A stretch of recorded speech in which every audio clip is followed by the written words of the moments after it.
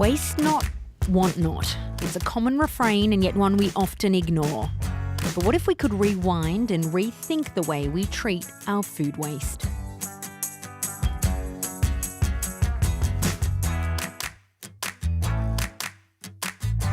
Je suis Sarah Chouaki et je suis directrice générale de Too Good To Go. Too Good To Go, ça veut dire trop bon pour être jeté. C'est une application qui met en relation des commerçants qui ont des invendus et qui allaient finir à la poubelle avec des utilisateurs qui vont venir chercher ces produits à un petit prix. Alors historiquement, on a beaucoup travaillé avec les boulangers parce que ça a été un des premiers constats en fait, de voir que le soir, les boulangers devaient jeter beaucoup parce que notamment c'était des produits qui se consommaient au jour le jour. Il y a beaucoup de fruits et légumes aussi, donc il y a beaucoup de primeurs sur l'application. Le concept de Too Good To Go, c'est d'avoir un panier surprise. Donc l'utilisateur ne va pas savoir exactement la composition de son panier. Le prix le plus classique, c'est une valeur de produit qui sera de 12 €. Et en fait, l'utilisateur va le payer 3,99 €, donc c'est environ un tiers du prix. Nous prenons 1 € environ sur chacun des paniers qui est sur l'application. On est présent dans 14 pays en Europe. Et du coup, au total de l'Europe, on a sauvé plus de 45 millions de paniers, ce qui est énorme. Le gaspillage alimentaire, c'est une aberration.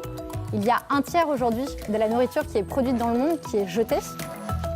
On pense vraiment que les gens veulent faire quelque chose, mais parfois se sentent impuissants et ne savent pas exactement quoi faire. Donc nous, on voulait vraiment les aider pour agir.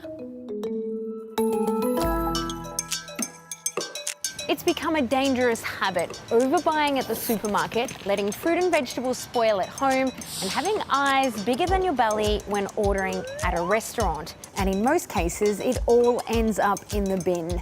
If food wastage was a country, it would be the third largest emitter of greenhouse gas emissions after China and the United States. Collectively, we all know there's a problem, yet individually, we all think we're hardly responsible. Yet in the US alone, each person throws out 100 kilograms of food per year.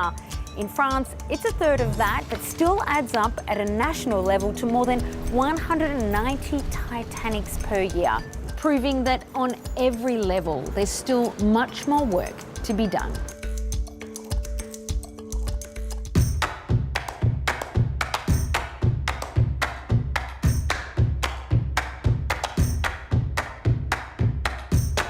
Bonjour, Christian Tête-Doigt, cuisinier à Lyon, ici sur le site de l'Anticaille, au restaurant Tête-Doigt. Ce sujet du gaspillage alimentaire m'est particulièrement à cœur et c'est pour ça qu'on s'est engagé avec mon équipe depuis plus de 5 ans maintenant en disant ça suffit, il faut qu'on prenne les bons gestes. Ici, c'est un lieu magique puisqu'il y a 3 restaurants, donc 3 entités différentes avec 3 ambiances et 3 cuisines différentes. On a tiré les leçons du passé. Avant, effectivement, on avait tendance à gaspiller un petit peu parce qu'on taillait de très beaux morceaux et on utilisait assez peu le reste. Aujourd'hui, le fait qu'on a ici justement 3 lieux, ça nous permet de mettre effectivement les plus beaux morceaux ici au restaurant gastronomique et de pouvoir utiliser les autres bas morceaux sur les 2 différents sites du restaurant. La volaille. On a ici donc le gras de cuisse qui est pour moi la partie la plus grasse et la plus goûteuse. Donc là, pour le gastro. Le pilon, on peut le servir au bistrot et le suprême en terrasse. Et là, vous avez tous les déchets, donc des os qui vont servir bien sûr à faire la sauce, le jus de volaille. La preuve du coup qu'on utilise tout pour optimiser le produit.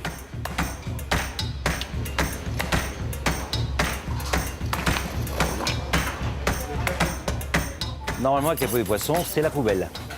Grâce au partenariat qu'on est en train de nouer, on va pouvoir les faire travailler pour leur redonner une deuxième vie. L'entreprise vient les récupérer et après fait le traitement. Alors là, pour le coup, c'est un déchet qui, lui, peut devenir un produit de luxe. C'est simplement une question de bon sens. Aujourd'hui, on mange du poisson et on ne se soucie pas des peaux, alors qu'on peut les transformer. On peut faire aussi bien des chaussures, des bracelets de montre, des porte-cartes, des vêtements, mais également de la sellerie pour les animaux, pour la voiture, pour des yachts.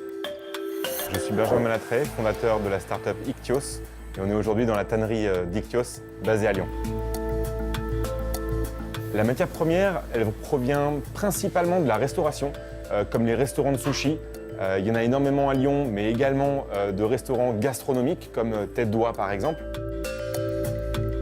Alors, la transformation d'une peau en cuir, c'est extrêmement complexe. On commence par stocker la peau de manière congelée. Ensuite, on va l'envoyer dans un foulon dans lequel le principal rôle va être de nettoyer la peau, d'enlever les graisses, d'enlever les écailles, de la préparer au tannage et d'ajouter des tanins qui, eux, vont vraiment faire cette opération de production de cuir. Tout le monde se demande si le cuir sent comme la peau, mais non, encore une fois, c'est là qu'on apporte tout notre travail. On a vraiment transformé la peau pour qu'elle ait une odeur qui lui est propre, mais qui ne soit pas une odeur de poisson. La seule limite des couleurs, c'est notre imagination aujourd'hui.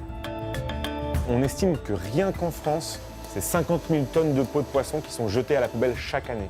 Si on parle de l'Europe, c'est 500 000 tonnes.